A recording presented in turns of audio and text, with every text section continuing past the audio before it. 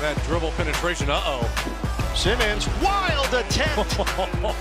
He put the English on it, off the window. Defensively, but coaches will tell you, who cares? Nice pass. Yeah, by Ben Simmons, dropping a dime on Harris for Ben's 6th assist of the game. Ben Simmons was never supposed to be just a role player on an average NBA team. He was supposed to be generational. A 6'10" point guard with the athleticism of a wing, the passing vision of a Hall of Fame point guard, and the physical tools to guard anyone on the floor. And yet, early on in his career, it did look like he was gonna be generational. With him being a #1 pick, an all-star by 22, a defensive player of the year candidate over multiple years, and a core piece of the 76ers future. Due to these early achievements, he was meant to be a franchise cornerstone for the 76ers, but now he's an average role player and a shadow of the player he was once hyped to be. This is the story of Ben Simmons, a generational prospect who went from a superstar to someone who can barely hold a bench position. Ben Simmons was born in 1996 in Melbourne, Australia. But despite being born in Melbourne, Ben spent the earliest part of his life living in Newcastle, a smaller city in New South Wales. Newcastle isn't known for its notable basketball talent. In fact, it's a rugby and AFL town. And Ben, like most Aussie kids, grew up playing multiple sports. By age 7, he was playing competitive basketball.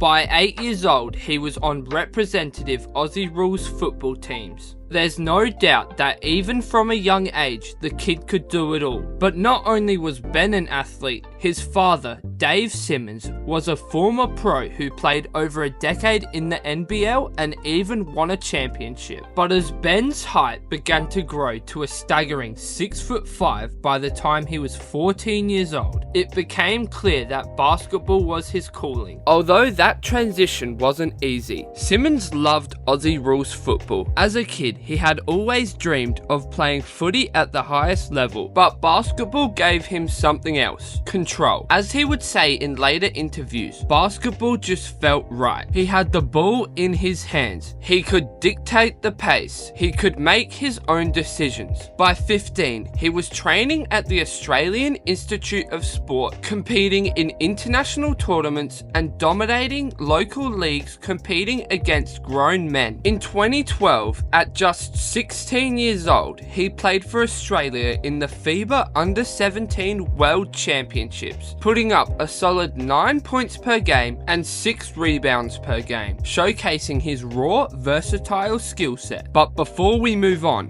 I've got a bone to pick with all of you. My analytics show that just over 1,000 of you have returned to the channel in the past month, meaning that a staggering 90% of you aren't subscribed to the channel. So if that's you, what are we doing? Just click the subscribe button. It's one mouse movement that really does help me out a lot. So now that that's out of the way, let's get back to the video. At age 16, Simmons left his home country to move to Florida and enroll in Montverde Academy, a US high school basketball powerhouse. The adjustment was brutal at first, with him experiencing a new culture with new expectations and new pressure. But once Simmons settled into the US, his rise was drastic. By his senior year, he was averaging 28 points per game, 12 rebounds per game, nearly 5 assists per game, and had proven himself as a dominant presence on both ends of the floor. His team at Montverde went undefeated, and Ben was named the Naismith High School Player of the Year. On top of this, ESPN ranked him as the #1 prospect in the country. He was labelled as the next LeBron, a comparison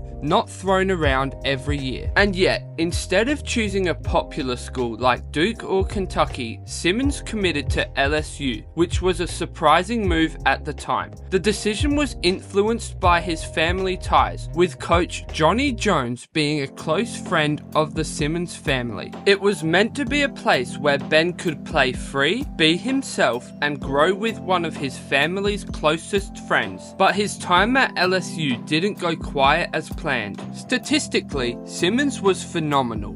He averaged 19.2 points, 11.8 rebounds, 4.8 assists, and 2 steals per game while shooting over 56% from the field, while recording 23 double-doubles as clearly the most NBA-ready player in the college scene. But LSU struggled. They went 19-14 and missed the NCAA tournament entirely. Thanks to this disappointing college run, critics started to wonder, was Simmons too passive? Did he care enough? Why didn't he shoot? Why couldn't he lead his team when it mattered most? But none of that mattered when NBA draft night came around, as the Sixers took him with the first overall pick in the 2016 NBA draft. Philly was deep in their rebuild, and Simmons was supposed to mean the end of that. The franchise centerpiece, the next Magic Johnson with a jump shot, or so they hoped. Even the beginning of his career was unstable. He never played a game his rookie year. A fractured foot sidelined him for the entire 2016-17 season, and skepticism started to grow. Was this gonna be another case of injuries derailing a career before they even got started? Then came the 2017-18 season, and Ben Simmons had arrived. In his official rookie season, Simmons averaged 15.8 points, 8.1 rebounds, and 8.2 assists per game. He recorded 16 triple-doubles, second only to Oscar Robertson on the all-time list for a rookie season. He won Rookie of the Year, and Philly had a record of 52 wins and 30 losses, making it their best season since the Allen Iverson era. Alongside Joel Embiid, Simmons was leading the most exciting young core in the NBA. Over the next 3 seasons, Simmons became an all-star in 2019, 2020, and 2021. He led the NBA in steals in 2020 with 2.1 steals per game, earning himself a first-team all-defensive selection, and finished runner-up in Defensive Player of the Year. He averaged a steady 16 points, 8 rebounds, and 7 assists during that stretch while guarding every position on the court. But despite his all-star level play, the cracks were becoming more and more visible year after year. Simmons still refused to shoot from beyond the arc. Over his first 4 seasons, he took just 34 threes and made only 5. In a league dominated by spacing and shooting, this became a massive liability. To make things worse, in the playoffs, other teams would sag 10 feet off him and practically force him to shoot. Even his 3-throw shooting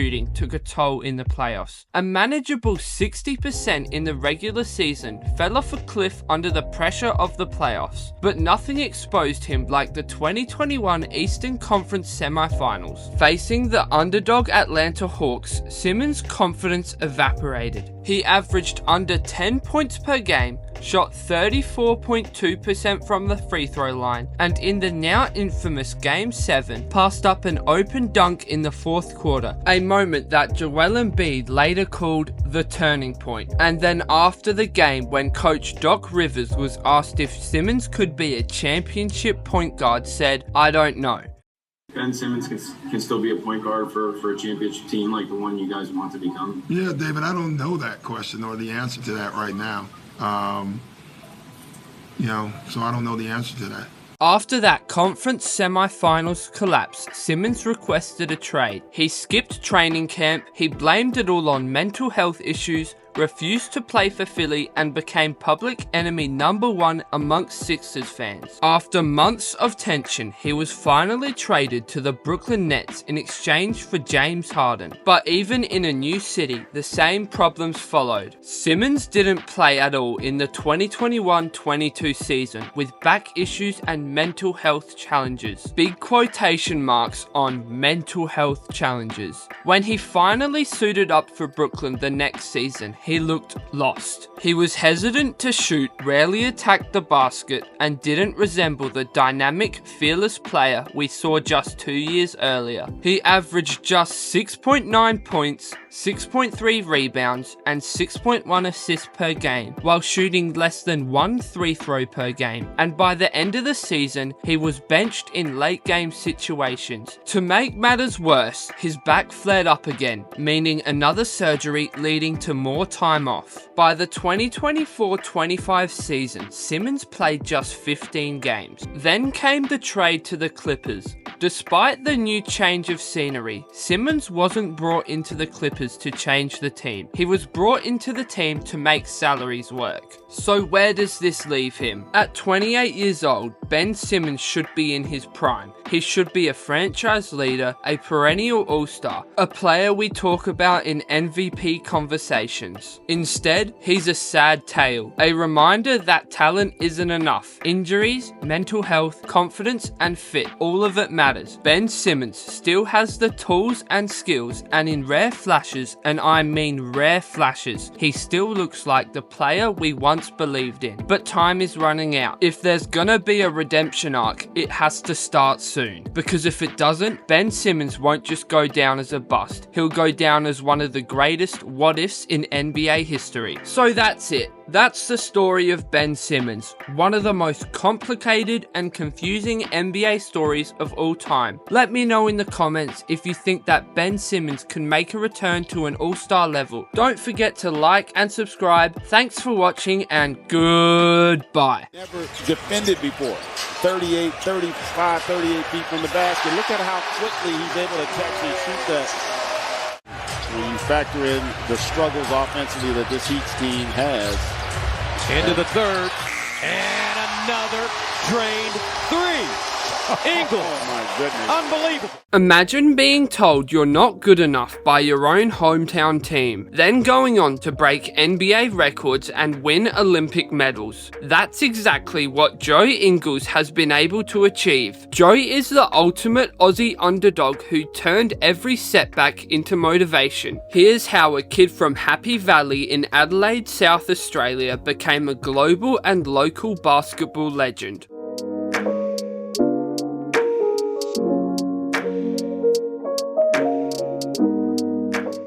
Before the world knew his name, Joe Ingles was just another kid shooting hoops in the suburbs of Adelaide. Growing up in a sporty family, Joe was always outside either kicking the footy or playing cricket, but it was basketball that stole his heart early on. His parents, Tim and Lynne, weren't basketball stars, but they supported Joe during every game, every training session, and every late night shooting session in the driveway. In his younger years, Joe joined the Southern Tigers junior program, where his love for the game really took off. He wasn't the biggest or the fastest player in the program, but even as a kid, he had that classic Ingles basketball IQ, meaning he could always see the play before it happened. Coaches noticed his unselfishness and vision, but Joe was still growing into his body, meaning he was often overlooked by state teams stacked with taller, quicker, and flashier players. Despite being cut from several junior squads, Joe never lost his love for the game. He played up in age groups and learned to adapt, helping him to develop that trademark confidence of never being cocky but always believing he could hang with the best. By his mid-teens, Joe was already showing signs of the playmaker he'd become later on in his career, becoming a lefty with a smooth shot, killer passing, and a knack for making everyone around him better.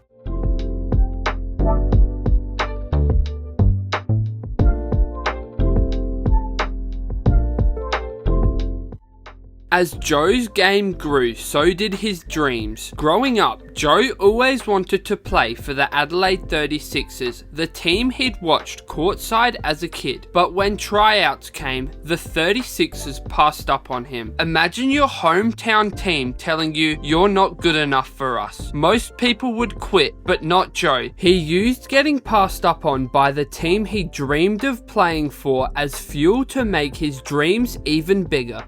At 18 years old, Joe signed with the South Dragons in the NBL. In his debut, he dropped 29 points, which was the highest by an Aussie rookie ever. By 2009, he'd won NBL Rookie of the Year and led the Dragons to an NBL championship. But Joe wasn't done there. He wanted the rest of the world to know his name.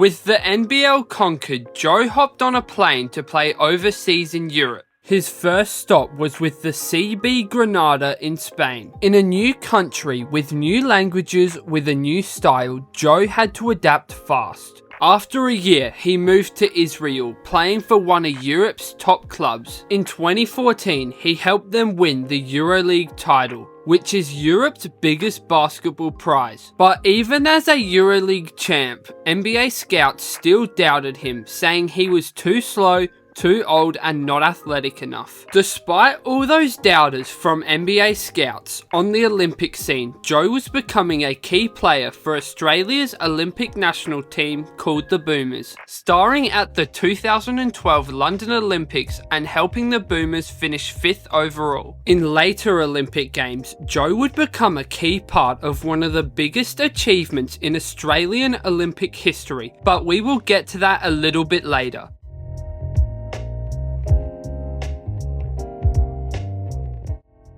In 2014, at 27 years old, which is ancient for an NBA rookie, Joe finally got his shot in the NBA when the Utah Jazz signed him. And of course, the critics rolled their eyes, saying he was quote unquote too old, too slow, won't last a season, can't keep up with the pace of the NBA, etc. But Joe proved all the doubters wrong. Joe's first NBA basket was a 3-pointer, obviously, and as more time passed, Joe quickly became a fan favorite amongst Jazz fans, with his clutch shooting, sneaky defense, clutch 3-point shooting, and that classic Aussie banter. But it gets even better for Joe, as in the 2016-17 season, Joe shot a ridiculous 44.1% from deep, setting a franchise record. By 2021, Joe was the all-time leader in threes made within the Jazz franchise. But it wasn't just about how many threes Joe was hitting, it was more about the meaning behind the threes he was hitting.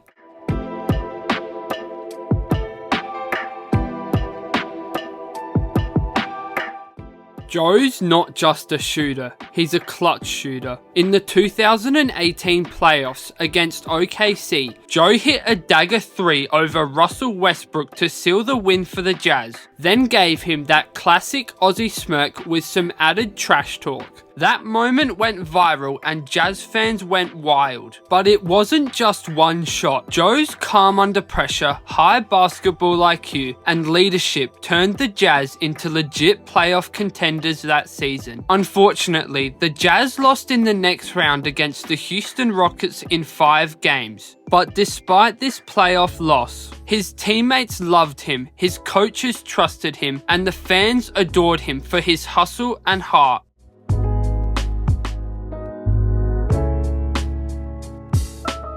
Off the court, Joe's story gets even more inspiring. In 2015, Joe married his wife Renee, who is a Netball World Cup winner. Together, they had twins Jacob and Miller, but when Jacob was diagnosed with autism, Joe and Renee became fierce advocates for autism awareness. Joe used his platform to fundraise, educate and support families facing similar challenges to the challenges they were facing themselves, helping show the world the power of using your voice for good.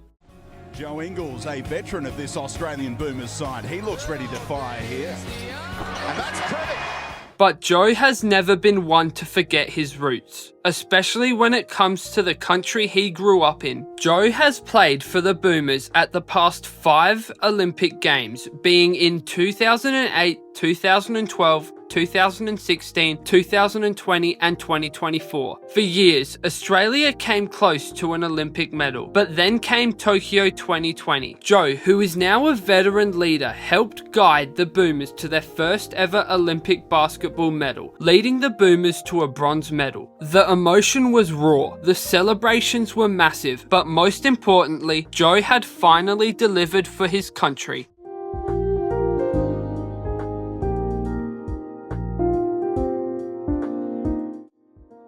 Today, Joe Ingles is more than just a basketball player. He's an inspiration for an entire generation. From the Adelaide suburbs of Happy Valley to NBA arenas and Olympic podiums, his journey proves that heart, resilience, and never giving up can take you anywhere. He's paved the way for Aussie stars like Josh Giddey and Dyson Daniels, showing that you don't have to fit the basic mold of a basketball player to make it big in the NBA. And his career earnings? Over $50 million.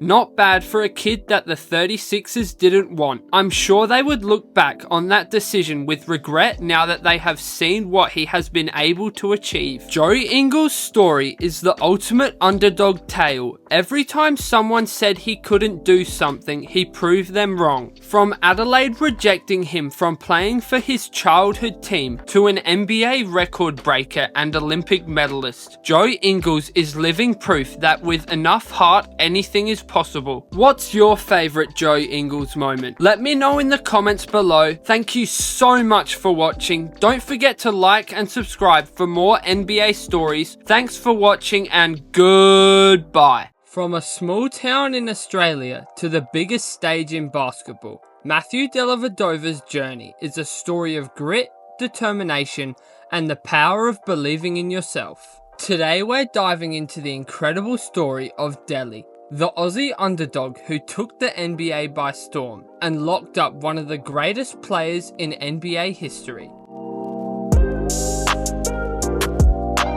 Matthew Dellavedova was born on September 8, 1990 in Maryborough, a small town with just over 8,000 residents. Delly was drawn to sports at a very young age. His parents, Mark and Leanne, supported his athletic pursuits, even though basketball wasn't a very popular sport in Australia at the time. As well as basketball, Delly played all kinds of sports, such as soccer, tennis, and even some Aussie rules footy. But as he grew older, basketball became his true passion. Delly's work ethic was unmatched. Even as a kid, he'd spend hours practicing his shot on a backyard hoop while playing against older kids to improve his skills. On top of this, Delly played over 150 games for the Maryborough Blazers in his younger years. By the time Delly was a teenager, it was clear he was something special. At 17 years old, Delly moved to Melbourne to join the Australian Institute of Sport, where he trained alongside future NBA players and Olympic teammates like Patty Mills and Joe Ingles. Delly's performance at the Institute of Sport caught the attention of scouts all over the US, and because of this,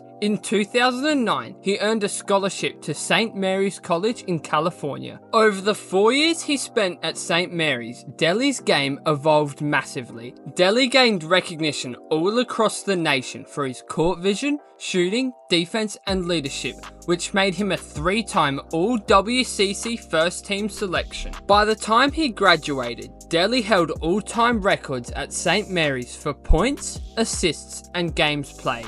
But despite his stellar college career, for some odd reason, Delly wasn't selected in the 2013 NBA draft. For many players, this might have been the end of the road, and where others would have given up. But not for Delly. He didn't put all this work in just to give up once he missed out on being a draft pick.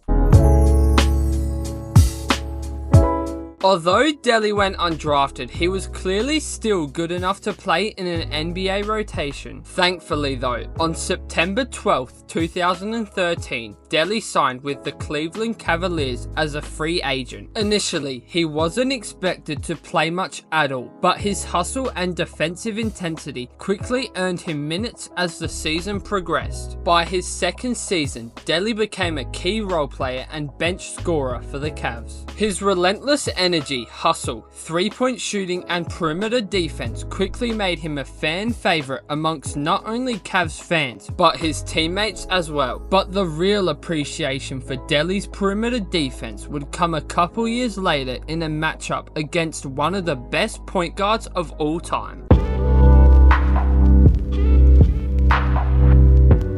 While Matthew Dellavedova didn't play as many minutes in that 2016 NBA Finals run as he had in previous years, his defensive contributions remained critical in Cleveland's historic run. In that 2016 NBA Finals series, the Cavaliers faced off against the record-breaking 73-9 Golden State Warriors, a team led by the electrifying trio of Steph Curry, Draymond Green, and Klay Thompson. But in some sort of miracle, the Cavs had a defensive answer for Steph, and his name was Matthew Dellavedova. Coming off the bench, Delly brought his trademark hustle and defensive energy, hounding Curry and the Warriors' perimeter players every time he stepped on the court. His physical and gritty style disrupted Golden State's rhythm and provided crucial defensive stops in key moments, especially towards the end of the series. During that final series,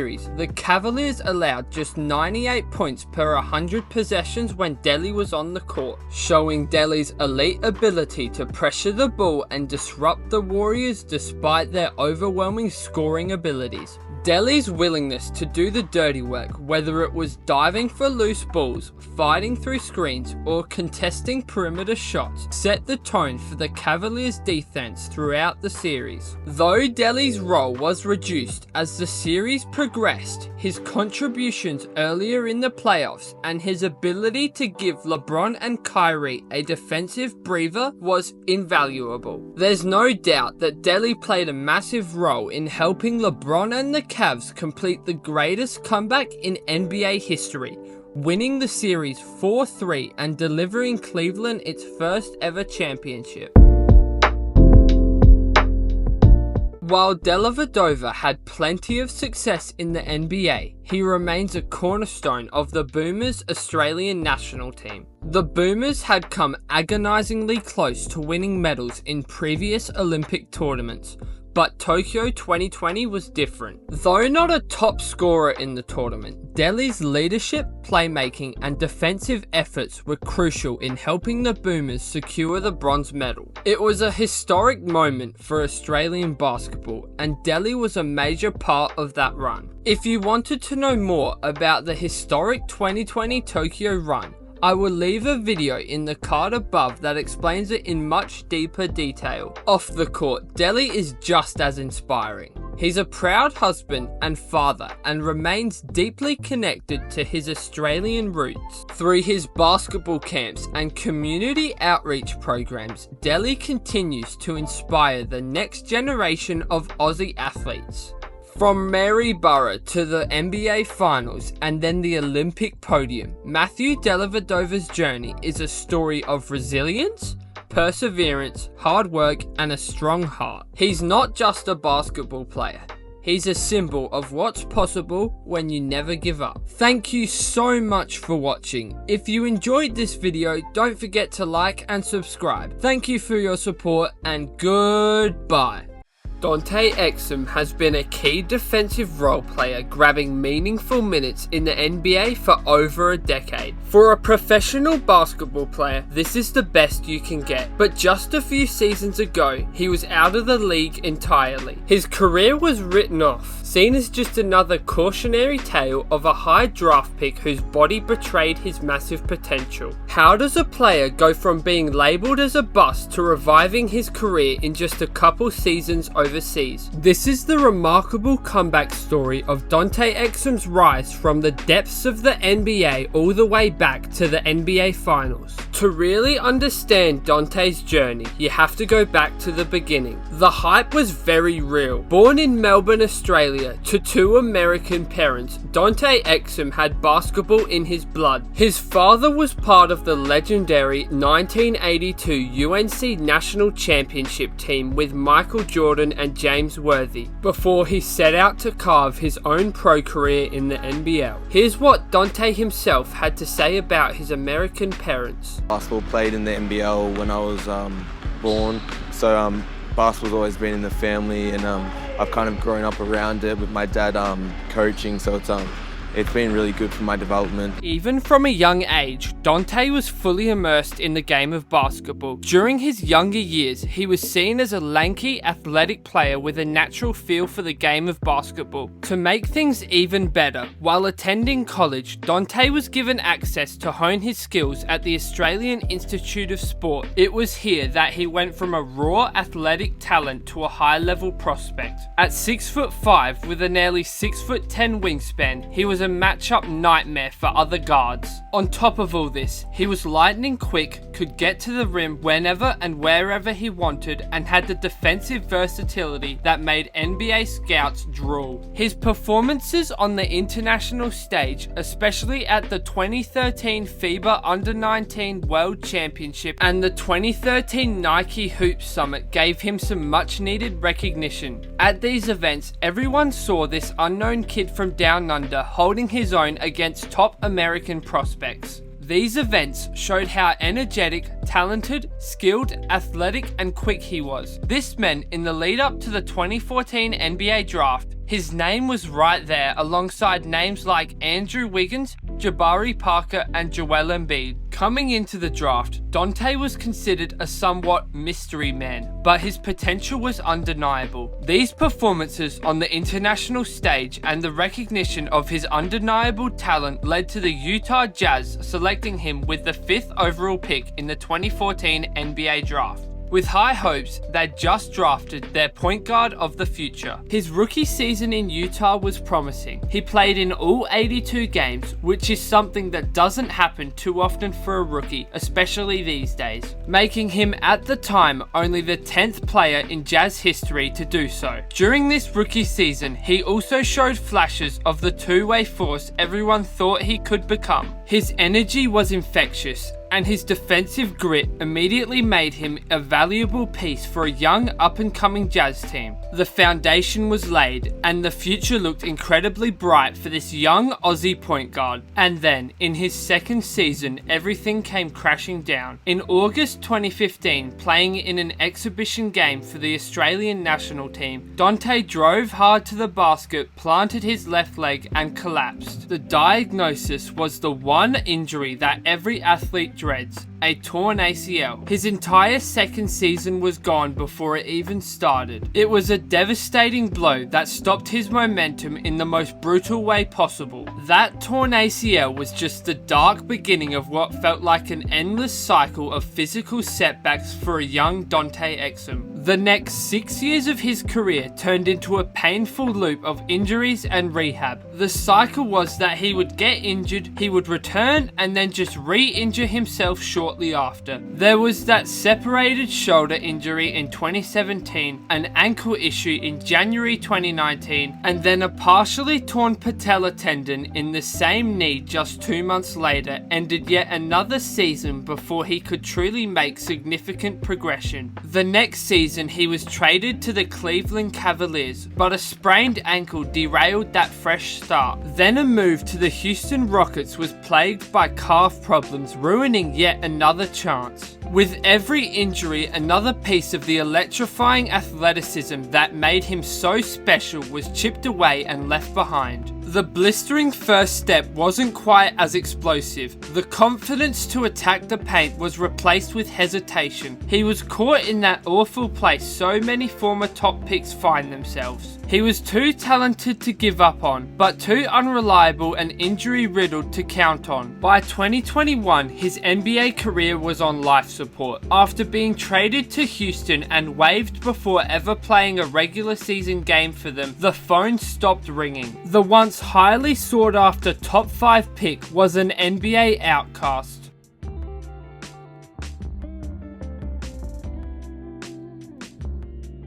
For many players, those injury-riddled seasons would have been the end of the story, the end of their career, and the end of the line, but not for Dante Exum. For Dante, it was the start of an entirely new career. He refused to let injuries write the final chapter of his story, so he went somewhere else, taking his talents to the ultra-competitive EuroLeague in a move that would ultimately save his career. He first signed with FC Barcelona in Spain in late 2021 2021, at first, his mind was set on one thing, getting back to the NBA. But something shifted. In Europe, he discovered a culture where every single game mattered. The fans were relentlessly passionate and the pressure was immense. This was the first taste of a culture that would reignite his love and passion for basketball. The real transformation, though, happened the next season when he made a bold move, signing with Partizan Belgrade in Serbia. It was a decision to dive headfirst into one of the most demanding basketball cultures on the planet, playing for the legendary and famously intense coach Zeljko Obradovic in Belgrade. Basketball isn't just a sport, it's a way of life, with Exum later describing the fans as the team's lifeblood. It's something you can't explain. The passion of the fans, they're not even fans at this point, they're part of Partizan, he said. Playing for Obradovic in front of 20,000 screaming Serbian fans who demand everything you've got meant Exum found himself not as a role player but as a leader. He was the primary ball handler. He controlled the game in huge moments and was accountable for every win and loss. Despite all this newfound leadership, he averaged 13.2 points per game in the EuroLeague, leading Partizan to an ABA League title and the brink of the Final Four. He wasn't just surviving on the court anymore, he was thriving while leading the whole team. He had rebuilt his body, sharpened his skills, and most importantly, rediscovered his confidence. The mystery man from 2014 was gone. In his place was a hardened, savvy basketball player. And little did he know,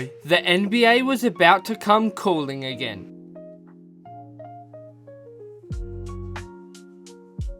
In the summer of 2023, the Dallas Mavericks general manager Nico Harrison took a chance, signing Dante Exum on July 14th, 2023. He saw the player Dante Exum had become in Europe and believed he was the perfect fit. The comeback was officially on. Even from his first day in the Mavericks facilities, it was clear this was a different Dante Exum. He wasn't playing with the weight of being a top 5 pick anymore. He was playing with the freedom of a man who had been to the moon and back. He knew his role, playing suffocating defense, be a reliable playmaker next to superstars Luka Doncic and Kyrie Irving, and knock down open shots when given the opportunities. His intelligence and length made him a defensive pest. Offensively, he played with a whole new offensive bag. In December of 2023, he was put into the starting lineup and flourished, averaging over 15 points per game for the month of December, including a 26-point explosion against the Lakers. He looked like one of the league's biggest surprises for the 2023 season. Mavericks coach Jason Kidd praised his clutch play, mentioning how huge he was down the stretch by hitting big threes. He had carved out a vital role on a team with championship dreams. His journey came full circle in the spring of 2024. The Mavericks, powered by their superstar duo and key role players like Dante Exum, made a deep run into the NBA Finals. There he was, a decade after being drafted, playing on basketball's biggest stage. It was the ultimate validation. From an NBA bust to a key contributor on a finals team, his story was a testament to pure perseverance. But in Dante Exum's world, the story is never simple. After a hard-fought finals loss and another season marked by smaller injuries, another cruel blow was delivered in November 2025. The Mavericks announced that Exum would miss the entire 2025-26 season due to complications from an off-season right knee procedure requiring a follow-up surgery, sitting him on the sideline once again. It's a devastating setback in a career defined by these types of injuries. Dante Exum's career is one of the most compelling what-if stories in recent memory.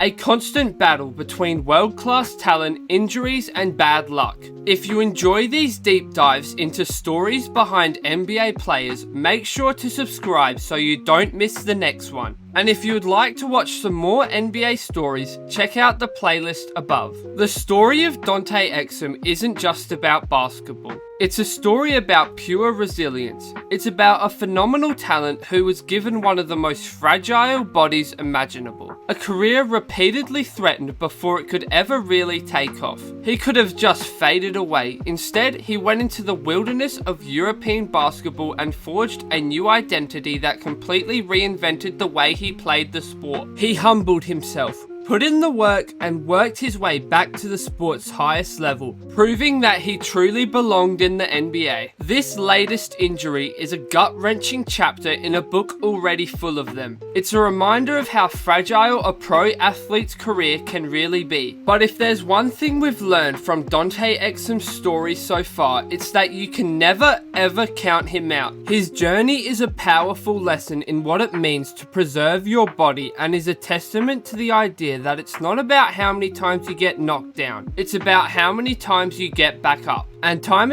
again, Dante Exum has got back up. But what do you think? Would Dante Exum still be in the NBA if he didn't go play in the EuroLeague? Let me know in the comments below. Don't forget to like and subscribe if you enjoyed this story. Thanks for watching and goodbye. For decades, Australia's Olympic basketball dreams felt out of reach.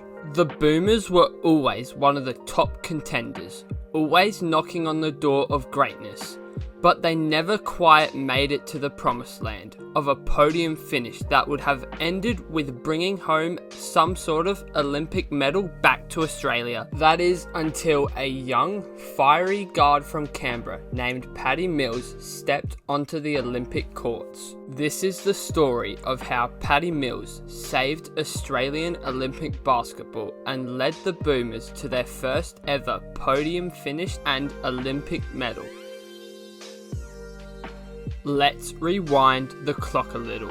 Before the years Patty Mills wore the green and gold, the Australian Boomers Olympic squad had been a staple of Olympic basketball since 1956, making regular appearances and establishing themselves as one of the top teams outside the traditional basketball powerhouses such as the United States and European national teams. Despite their consistent presence, the ultimate prize was never obtained. Time and time again, they found themselves in heartbreaking positions, with 4th place finishes in the 1988, 1996 and 2000 Olympic Games. The Boomers in these early Olympic runs still featured incredible talent, with players like Andrew Gaze, widely known as one of the greatest scorers in international basketball history, and debatedly the most influential Australian hooper in history, as well as players like Luke Longley,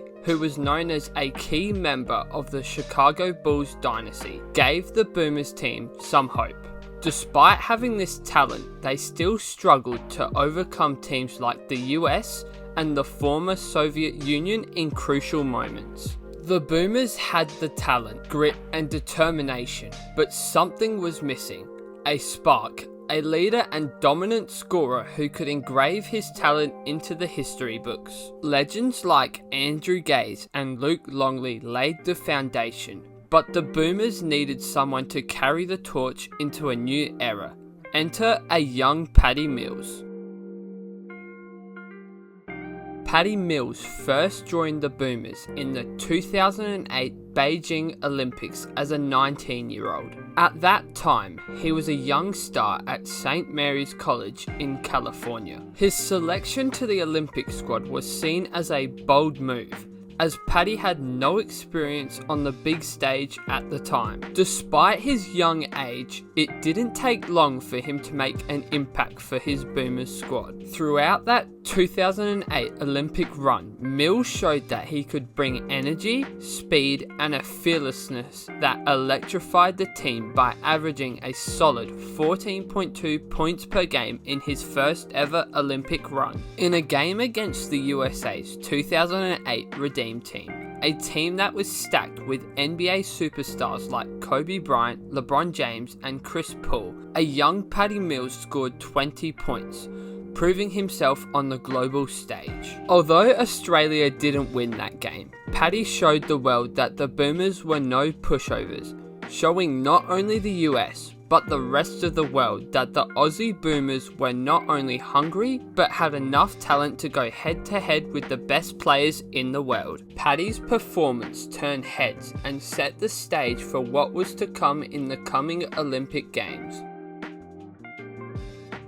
Over the years, Patty has delivered countless iconic performances for the Boomers. In the 2012 London Olympics, he led the entire tournament in scoring, averaging 21.2 points per game. Despite the Boomers disappointingly finishing 7th overall in the Olympic standings, Patty's ability to consistently hit big shots and create opportunities for his teammates made him one of the most feared guards and impactful players on the international basketball scene.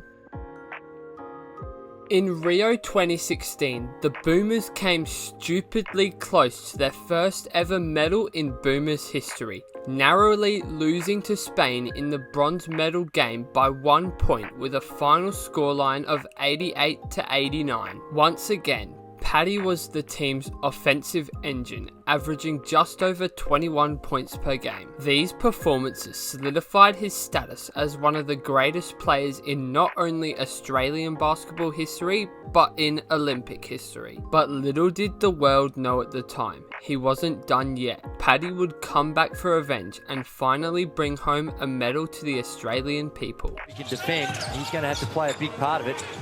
Fires the three on cue and comes up with a finish. Australia lead by 7 here after 3.5 minutes. The 2020 Tokyo Olympics were unlike any other Olympic Games in the past. First off, the Games were delayed by a year due to the COVID-19 pandemic outbreak.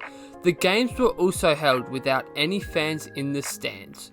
Only the basketball players themselves and the referees were allowed in the stadiums. But for the Boomers, they saw this as an opportunity to rewrite history. And at the centre of all of it was Patty Mills himself. Patty was unstoppable during the whole Tokyo run, averaging 23.3 points per game throughout the whole Olympic run. But most importantly, in the bronze medal match against Slovenia, Patty Mills put on a masterclass, going absolutely GOAT mode and scoring 42 points and dishing out 9 assists in the single game. His performance was nothing short of legendary. You could almost feel Patty's drive and hunger oozing out of the TV while you were watching that bronze medal game. Thanks to Patty's legendary performance, the Boomers won the bronze medal game against Slovenia with a final scoreline of 107-93 and securing Australia's first ever Olympic basketball medal. 16 points, 9 rebounds, 4 assists, and let's just watch him celebrate.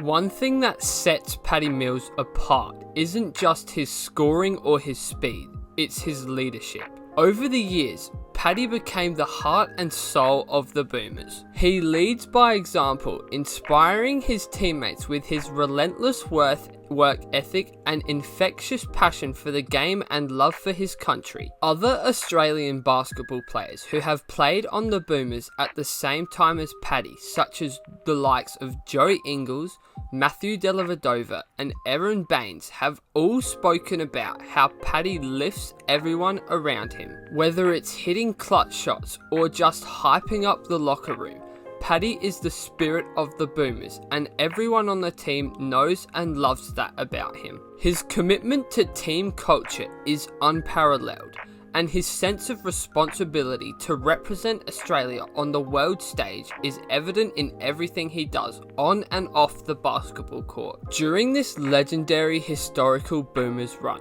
Patty didn't just carry the Boomers on the court, he carried the weight of an entire nation's dreams on his shoulders. And when that final buzzer sounded, he stood at the very top of Australian basketball history by managing to do something that no other Aussie basketball player had ever been able to accomplish, bringing home a bronze medal back to Australia. Patty's journey with the Boomers is more than just a story of basketball pain and success. It's a testament to the power of leadership, resilience and belief. Patty didn't just save Australian Olympic basketball. He inspired a generation and proved that dreams, no matter how long in the making, can become a reality. So there you have it. That's the story of how Patty Mills not only managed to save Australian Olympic basketball, but bring a bronze medal home for his country. If you enjoyed this video, don't forget to like the video, subscribe, and leave your thoughts in the comments below. Who's your favourite Boomers player of all time? Let me know in the comments. Thanks for watching, and goodbye.